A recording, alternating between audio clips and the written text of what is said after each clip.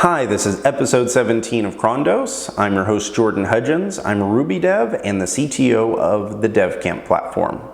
On Tuesdays, I cover various stages of preparing for a coding interview. And today, I'm going to talk about the best way to answer the question of what's your greatest weakness. To be 100% honest, I'm not a huge fan of this question, because to me it's a lose-lose type of scenario where if the applicant says a true weakness and is completely honest, they probably won't get the job. But if they lie and they just make something up that's not true, it's going to be evident very quickly.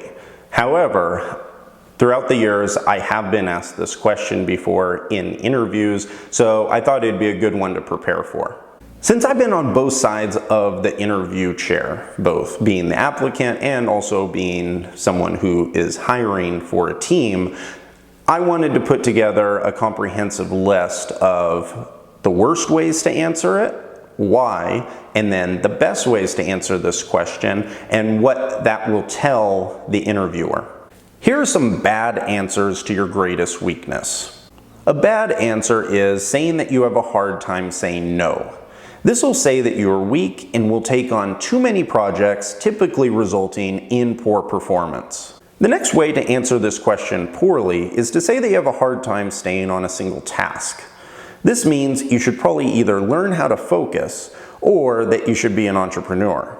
Working for a company usually means long hours on repetitive tasks, and if someone is bouncing from project to project, they're not going to be a good asset to the team. Another poor approach to answering this question is saying that you can be arrogant. I had a professor in grad school, Dr. Richard Gelfond, who's one of the most brilliant computer scientists I've ever known, who said this about arrogance. Being arrogant occasionally doesn't matter, but it's never good. An arrogant employee won't be able to work well with others and will have a hard time taking correction or learning anything new because they already know it all. Now let's go over some good strategies for answering the greatest weakness question. One answer would be to say that you can be slow to take action.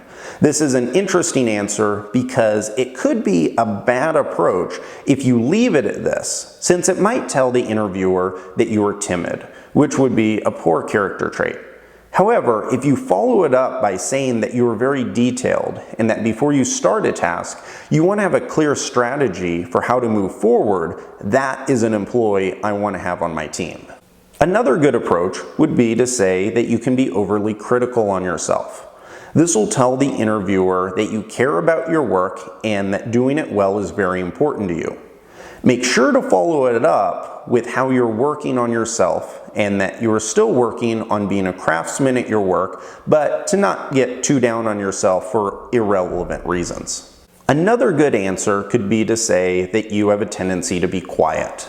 This is one of my favorite things to hear, assuming that the individual follows it up by saying that they can be quiet because he or she thinks that it's more important to listen to all of the details of a project or challenge before giving an answer.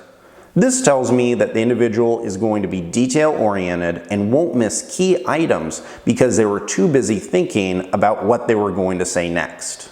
I hope these strategies help you properly answer the "what's your greatest weakness" interview question, and good luck with the interview.